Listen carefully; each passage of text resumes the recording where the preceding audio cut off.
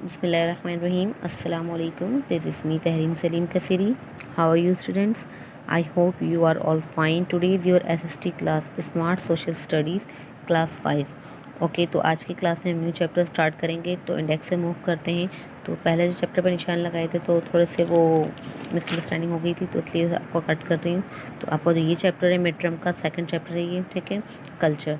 ठीक है, इसके बाद आपका गवर्नमेंट होगा। तो कल्चर से स्टार्ट करते हैं, पेज नंबर 55 के पेज नंबर 55 पे जल्दी से मूव करते हैं।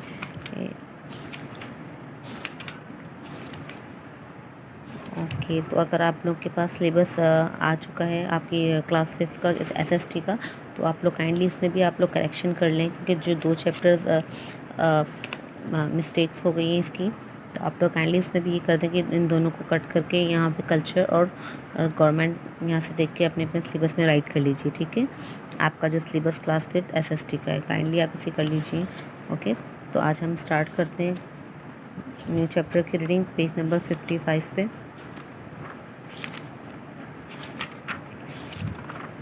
ओके तो let me start the reading. तो सबसे पहले यहाँ पे हमने डेट मेंशन करनी है। आज की डेट है 15 सितंबर 2020। ओके तो चैप्टर का नाम है कल्चर। कल्चर कहते हैं तहज़ीब को। ठीक है, सही, तहज़ीब को। तो मतलब अब कल्चर के बारे में बताया जा रहा है कि कल्चर कैसा है हमारा, किस तरीके से इसको डिफ़ाइन करेंगे। तो अगर हम रीडिंग स्टार्ट करेंगे तो आपको इजीली समझ आ जाएगा। तो सबसे पहले इसके कीवर्ड से पढ़ते हैं। ठीक है, कीवर्ड्स कौन कौन से?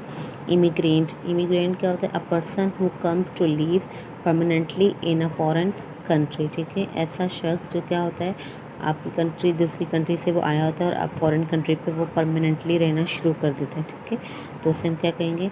इमिग्रेंट कहेंगे, या परदेसी भी कह सकते हैं। सही है। फोक। फोक बेसिकली एक म्यूज़िक की भी टाइप होती है। ठीक है, और इसके अलावा relating to the common people, और उसको क्या कहेंगे?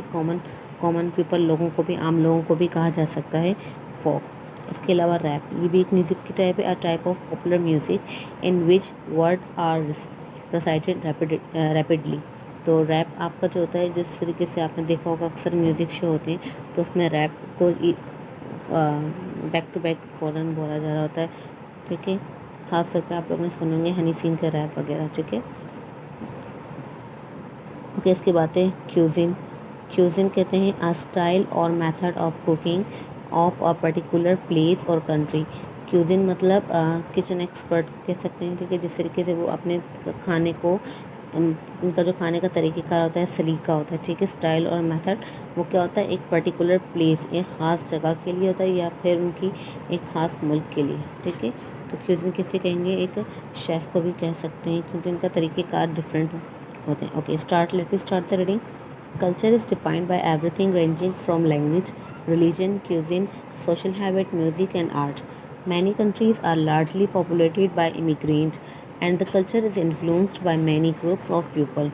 This is also a part of growth. As the country grows, so does its cultural diversity. Okay तो डिफ़िकल्ट वर्ड से पहले मैं इनकी आपको मीनिंग्स बता देती हूँ। रेंजिंग का मतलब होता है तरतीब। ठीक है, तरतीब या सिर्फ वैसे। इसके बाद इमिग्रेंट, आपको पहले ही बताया कि इमिग्रेंट कहते हैं परदेसी को। सही। सोशल हैबिट मतलब आपके सोशल काम, मुआशी, जैसे आप अपने कोई भी काम होता है आपके कौम के लिए आप कर रहे हैं। ठीक है, समाजी तकरीबात में हिस्सा लेना। ओके रिलीजन मज़हब हो गया। इसके अलावा म्यूज़िक, आर्ट, ये सब पता है।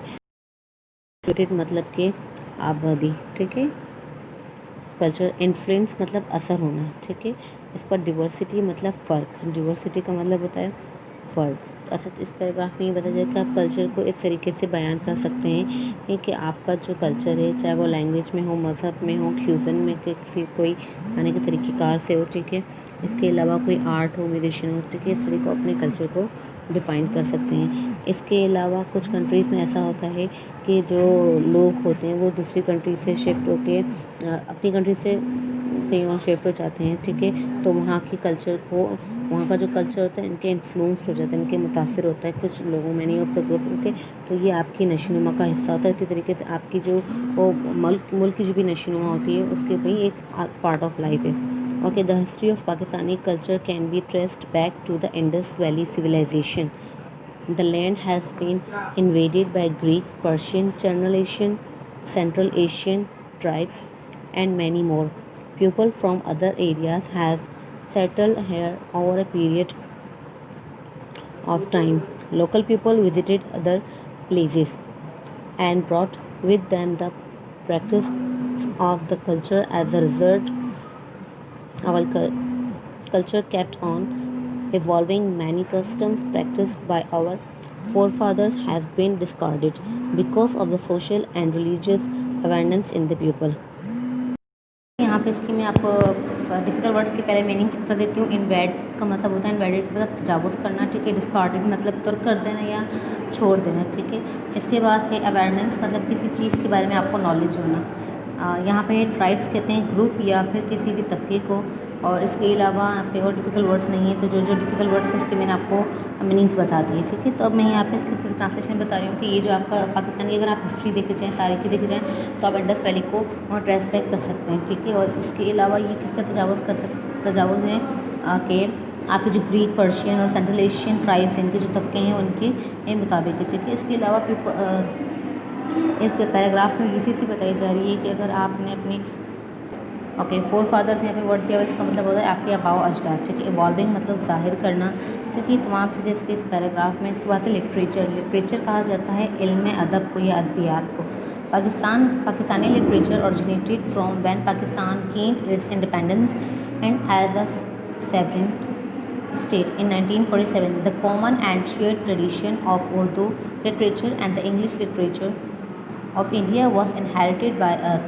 Over a period of time, a body of literature unique to Pakistan has emerged in nearly all major Pakistani languages, including Urdu, English, Punjabi, Pashto, Saraiki, Balochi and Sindhi. Okay, इसमें भी कुछ difficult words हैं, आपको मैं पहले बता दूं कि सेवरिन का मतलब होता है बादशाहत हासिल करना, ठीक है, उस आपको उस एरिया की, ठीक है। और इसके अलावा है इनहेरिट मतलब उस चीज़ का वारिस हो जाना या उस पर कब्जा कर लेना, ठीक है। तो ये आपके वर्ड सेंटेंस के मुताबिक होता है। एमर्ज मतलब उभरना या ज़ाहिर होना। एंड इसके अलावा ट्रेडिशन रिवायत या रिवाज को कहेंगे, ठीक है। तो यहाँ पे जो पाकिस्तानी लिटरेचर थे, जो अदबियात थे, ठीक है, वो जब स्टार्ट हुए थे तो कैसे हुए थे, इंडिपेंडेंस आज़ादी मिलने के बाद उनको ये सारी सहूलतें हुई थी, ठीक है। और इसके बाद इन्होंने जो अपनी इनकी जो रिवायात थी, क्या थी, उनकी आपसी रिवायत थी जो शेयर भी हुई थी, ठीक है, आपस में कौन कौन सी थी, इंग्लिश और उर्दू लिटरेचर की, ठीक है। India was inherited by us, सही। इसके बाद by a period of time, जब आपका जैसे टाइम गुजरता गया लिटरेचर में आपने यूनिक हासिल की और उसमें उभरना शुरू किया पाकिस्तान के अदबियात ने, ठीक है, पाकिस्तानी अदबियात ने, लिटरेचर ने। और वो क्या थे कि वो किस में इन्होंने अपनी मतलब मकबूलियत हासिल की, उर्दू, इंग्लिश, पंजाबी, पश्तो, सराइकी, बलोची एंड सिंधी में। इसके बाद है we have rich tradition of poetry with great poets like Allama Iqbal and Mirza Ghalib before Pakistan came into being, ठीक है। दो जो हमारे ग्रेट पोइट थे वो पाकिस्तान बने से पहले के थे, मिर्ज़ा गालिब एंड अल्लामा इकबाल हमारे रवायती, ठीक है। After partition we had renounce, मतलब रिनाउंस का मतलब है आपने मशहूर, नामूर, मारूफ। Poet like Ahmad Faraz, Habib Jarib, Parveen Shakir, to name a few. Besides Urdu we also have rich blend of other languages like Balochi, Sindhi, Punjabi, Saraiki and Pashto poets and prose writer, ठीक है। अच्छा, प्रोज कहते हैं नसर को, ठीक है। और इसके अलावा जब हमारा पाकिस्तान आज़ाद हो गया, इसके बाद और भी शहर हमारी ये लैंग्वेजेस में उभरे थे। कौन कौन से थे, फेज़ थे ये, ठीक है, अहमद फराज और हबीब जारिब, ठीक है, ये हमारे पाकिस्तानी मारूफ और शायर थे, ठीक है। तो आज की जो हमारी वीडियो है यहाँ तक एंड करते हैं, ठीक है। तो आपने आज का ये टास्क है कि इन मारूफ की पिक्चर्स हैं आपको अपनी कॉपी में पेस्ट करनी, कल्चर की हेडिंग आ जाएगी। और नेक्स्ट पेज पे ये करना है कि आपने इन मारूफ और पोइट अल्लामा इकबाल और इन तीनों की पिक्चर विद नेम, ठीक है, इनके साथ अपनी कॉपी में लेबल करना है, ठीक है। तो इंशाल्लाह नेक्स्ट क्लास में आगे इसको कंटिन्यू करेंगे। तब तक अपना ख्याल रखें। अल्लाह हाफिज़।